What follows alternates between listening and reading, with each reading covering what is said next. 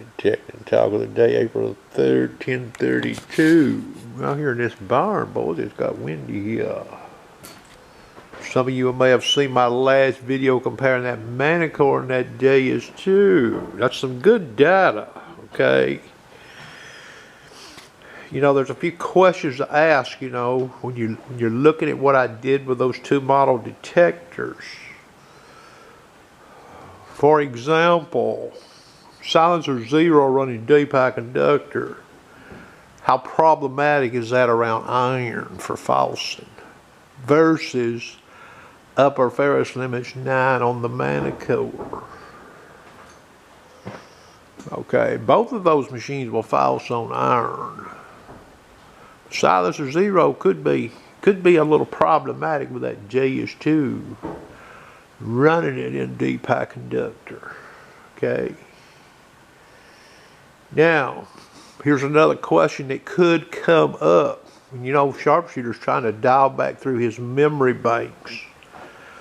When this version 1.00 come out, I was checking a deep target, and I can't remember exactly what I saw. Where I'm going with this. Sensitive FT on version 1.1 and 2.00 is a little different, the filtering.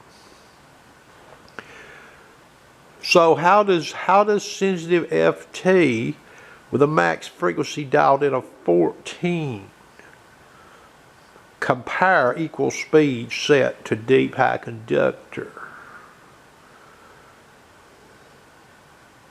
And then the other question is, and I may show this in a video, wonder if I do go to sensitive FT silencer 1, since we looked at deep high conductor, wonder if I dial the sensitive FT program to 14 max frequency and see what it does on that same nail and dime setup in a very similar fashion that you've seen in that video. Does it give two-way signal like the Manticore upper ferrous limits 9? You see, the name of the game with metal detecting is, it is nice to be able to look for the deeper stuff, but there could be some shallower stuff. You may also see me do a more shallow separation unmasking test comparing that Manticore all-terrain high conductor versus the deep high conductor, and we may actually look at sensitive FT version 2.00 at a 14 max frequency. I do know this. When I checked version 1.00 on this deep dime, clad dime, if the max frequency wasn't at 14, it couldn't keep up with the Manticore all-terrain high conductors, okay, for signal strength, hitting the target, could not keep up, okay. That's just what I saw, and this is not hot ground either, okay. This is more on the milder side. So I'll probably show the sensitive FT and do a very similar test. I may show the Manticore again, and I may show another video with a shallower depth of something like 6 inches, where the nail is down there trying to mask a silver diamond like about a 6-inch depth.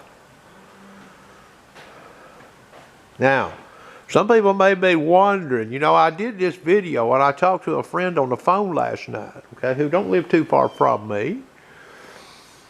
He metal detects, he has a DS2, and Rattlehead, Northwest Georgia, metal detectorist. It's one of his videos that I watched that sort of drew me to do this video that you've seen this morning, comparing this JS2 deep high conductor to the Manticore all-terrain high conductors.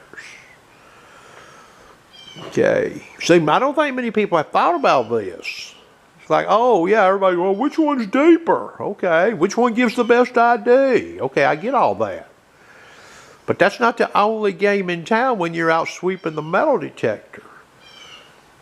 And like I said, you could go to all-terrain low conductors, all-terrain general on the Manicore. You could go to sensitive FT, the general on the DS2. That's not going to get your max depth on high conductive coins, running up 40 max frequency. And those other modes on that Manicore is not going to get you down to all-terrain high conductor depth either. So, you know, when you're out sweeping, you can only run one mode at a time. So sure, we can run all-terrain low conductors, all-terrain general on the Manicore, sensitive and all that stuff on that DS2. And find mass targets and find the targets that are not as deep. And then we could go in, we come in that same side with our E-Track or our CTX and strike the deep stuff. You see what I'm saying? So that's why I'm showing these videos, you know, because some people may be waltzing into sites and they waltz out. They go, well, this thing's DS2 dead, or this thing is Manicore dead. Well, that may not be true. You might want to go back and run your machine different. Okay?